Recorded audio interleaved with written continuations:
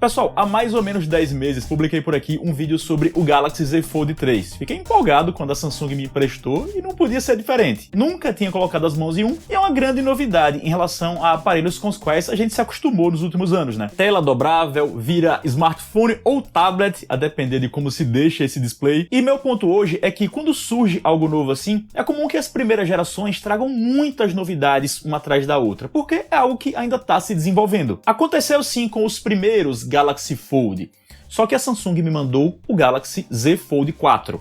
Não é bem o caso dele. Talvez bem antes do que eu pudesse esperar, este modelo não é de salto, de novidade, mas de consolidação daquilo que já existia. Isso não é algo necessariamente ruim, desastroso, porque apesar de se tratar de um conceito recente, é um aparelho que conseguiu se transformar em algo robusto nesse meio tempo. Pois bem, eu utilizei o Galaxy Z Fold 4 como meu dispositivo principal, celular principal, chip dentro, todos os apps, e vou contar a vocês minha experiência real, sincera. Antes, só vou dar um aviso muito válido. Vocês que curtem tecnologia, querem ficar sabendo quando smartphones como o Fold ou notebooks, por exemplo, entram em boas promoções, não marquem bobeira. Entrem em minhas redes gratuitas de ofertas. Nelas eu divulgo promoções de eletrônicos em lojas online que são realmente boas e importantes, seguras. Tem os grupos no WhatsApp e no Telegram. Para entrar em um deles, basta ter esses apps instalados e tocar no link logo aqui embaixo, correspondente ao aplicativo que você usa. E tem também o Twitter, que é uma novidade. twitter.com/rssv_ofertas. Peço inclusive que, mesmo que vocês já estejam em um grupo, no WhatsApp ou no Telegram, sigam lá o Twitter para me dar essa força, beleza? O trabalho segue sério, como sempre. Vamos nessa. Dando aquele resumo para começo de história, o Galaxy Z Fold 4 é esse smartphone estreito no formato inicial, tem uma tela de boa qualidade, mas o grande chamariz é a telona interna, que se desdobra e dá uma área ampla ao usuário. O Z Fold 3 é muito similar, embora a gente possa mencionar a diferença de que, nessa posição aqui, por exemplo, a tela do Z Fold 4 é ligeiramente mais larga, o que não deixa de ser bacana para a utilização no dia a dia. Quanto mais larga ela for, mais próximo esse cara fica de um smartphone convencional, porque fechado ele é meio que um espigão, né? Bem assim vertical. Por falar em vertical, ao mesmo tempo ele tá menos alto, e aí isso acontece em qualquer posição, aberto ou fechado. Tem quem diga que ele ficou mais compacto, só que para ser sincerão com vocês, se apenas me entregassem este cara e eu não lesse nada, não me informassem nada, eu diria que ele é meio que a mesma coisa em relação ao antecessor que testei há uns 10 meses. Usá-lo no cotidiano é igualzinho, você tem que tomar decisões sobre quando vai abrir a tela ou quando o display de fora é suficiente para o que está sendo feito. As pequenas alterações de formato não impactaram isso. O uso diário dele é interessante de qualquer forma. Com o tempo a gente vai automatizando na cabeça essas decisões sobre quando usar fechado, quando abrir. Eu, por exemplo, quando quero ver um filme, jogar, fazer uma pesquisa ampla, abro. Só que em grande parte do tempo me sacrifico, por assim dizer, e fico nessa aqui, mexendo pra lá e pra cá. O que é bom de saber é que esses displays dele ganharam um vidro mais resistente. Isso é válido mesmo que a gente não note ali na prática. E a dobradiça, segundo a Samsung, foi aprimorada. Eu já achava o antecessor bastante robusto. É óbvio que a gente sabe que isso aqui é um ponto crítico, né, na resistência do aparelho. Mas aquele cara me parecia seguro, não ficava com medo ao manuseá-lo. E percebi logo nos primeiros dias que a dobradiça, assim, na prática ela tá um pouco mais dura, sabem, pessoal? Dura é. O movimento de abrir e fechar ficou até um pouco menos natural para mim. Eu tenho que fazer de forma marcada, ó. Abrir aqui, abrir. Acho que eu fazia mais fácil no outro. Em algum momento acostuma. Fato é que, assim que eu comecei a mexer, percebi e fui buscar na internet. Até que vi essas referências. Ah, a dobradiça tá mais segura. E atribuí a isso. Então, tá explicado. Embora tenha esse efeito aí na minha percepção do abrir e do fechar. Em termos de quanto aparece a marquinha central quando o aparelho está aberto, não mudou nada. Ela fica evidente em telas muito escuras, muito claras. É algo que a gente simplesmente vê na maior parte do tempo. Não é que deixa de ver, é que em determinado momento começamos a tolerar mesmo. Então, só para recapitular aqui, uma diferença que eu percebi entre tantas similaridades foi esse lance na dobradiça, e a segunda diferença digna de nota foi no software. Nada absurdo, mas a Samsung adicionou essa barra de tarefas aí embaixo como se fosse um sistema operacional de computador. E isso acaba fazendo diferença no cotidiano. É ótimo para trocar entre apps de forma veloz e ainda dá para arrastar os ícones para a tela e ter os apps visualizados em simultâneo com uma rapidez maior. É algo que pode ser transportado para outros modelos? Sim. De repente pode até já existir uma launcher para Android. Android tem customização, né? Pode existir esse software que já opere alguma coisa parecida também. De qualquer forma, acho que é um ponto importante, relevante no trabalho da Samsung com o Galaxy Z Fold. É comum que essa empresa lance hardwares muito chamativos, cheios de estripulia, mas muitas vezes o software não acompanha de forma dinâmica, redonda. Essa barra de tarefas, por mais singela que possa parecer a princípio, impactou minha experiência. Me parece um grande exemplo de como, para além do hardware entregar um dobrável, a Samsung precisa investir nesses dispositivos como algo completo, como um pacote. Outras partes customizadas do software já existiam no Fold passado e se mantêm aqui de forma bacana, como a câmera, que pode ser usada com ele dobrado, e aí surge uma interface diferenciada para esse momento. Ele também pode tirar selfies com as lentes traseiras, vejam só, usando a telinha externa. E uma parte do software que vem em minha cabeça que precisa de alguma coisa, precisa ser feita alguma coisa, é o aplicativo do Instagram. Ele é super importante e ainda está naquela interface esticadona. Infelizmente, isso não é exclusividade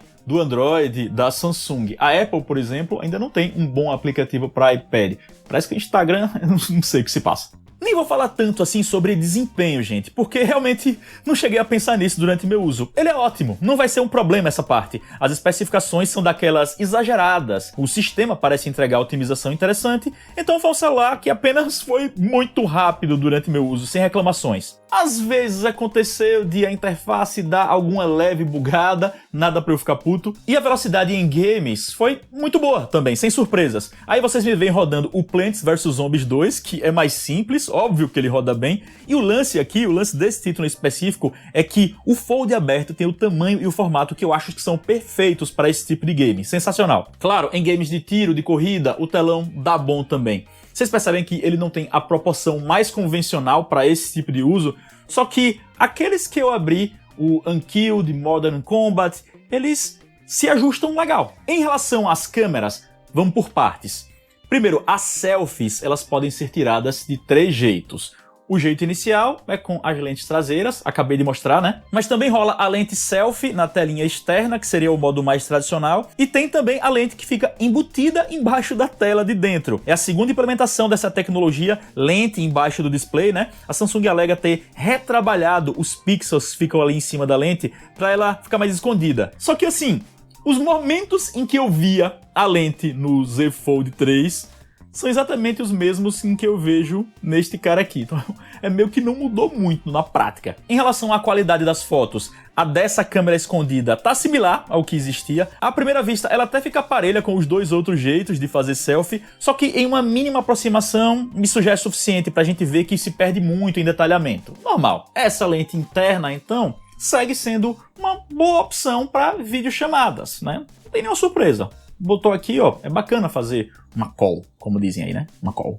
Já em relação à câmera traseira, me parece que houve sim uma melhoria incremental interessante. Difícil avaliar o quanto, mas no uso do dia a dia ficou claro para mim que é um celular de alto nível nesse departamento. Ele mantém um detalhamento para lá de interessante em diferentes cenários, o disparo é rápido, as cores são bacanas. Para ter algum parâmetro, eu fiz comparações com um Galaxy S22 e percebi que o Fold é super próximo, às vezes perdeu em uns detalhes de fotos, às vezes ganhou em outros. Ou seja, num quadro geral tá tudo certo, a Samsung manteve sua tradição de boas câmeras, especialmente em tops de linha. Sobre a bateria, ela permanece sendo ok, nem maravilhosa, nem ruim. Acaba sendo variável porque existem maneiras diversas de se utilizar o telefone, né? Você pode abrir mais ou menos para pegar esse telão interno e ele, obviamente, consome mais energia. De maneira geral, foi um dispositivo que aguentou bem dentro de um dia de trabalho. 16 horas sendo 6 de tela ligada, 18 horas sendo 5 de tela ligada, às vezes mais, às vezes menos. Como eu disse, houve uma variação grande mesmo. Nunca foi um patamar que me decepcionou, preciso dizer, né? Então, para fazer uma avaliação geral sobre o Galaxy Z Fold 4, eu começo confirmando aquilo que falei no começo. Antes do que eu esperava, a Samsung lançou uma geração desse telefone que é de consolidação, não de crescimento. Não é necessariamente ruim quando a gente considera que o que existia era bom e agora deu uma encorpada. De qualquer forma, se eu deixo meu espírito entusiasta falar, não tem como não dizer que ficou um gostinho de quero mais, sabem? Daquela novidade matadora. Afinal, é uma linha tão recente, né? Ele atualmente está custando na casa dos 10 mil reais ou mais. É muita grana, sem dúvidas. Infelizmente, existem tops que rodeiam essa área hoje. Nesse contexto, eu fico pensando algo como...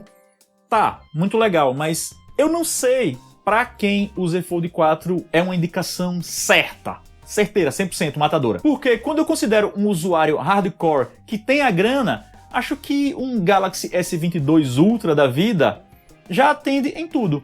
Telão, tem canetinha, stylus, boa potência e ainda seria uma opção pau para toda obra para se utilizar em qualquer situação.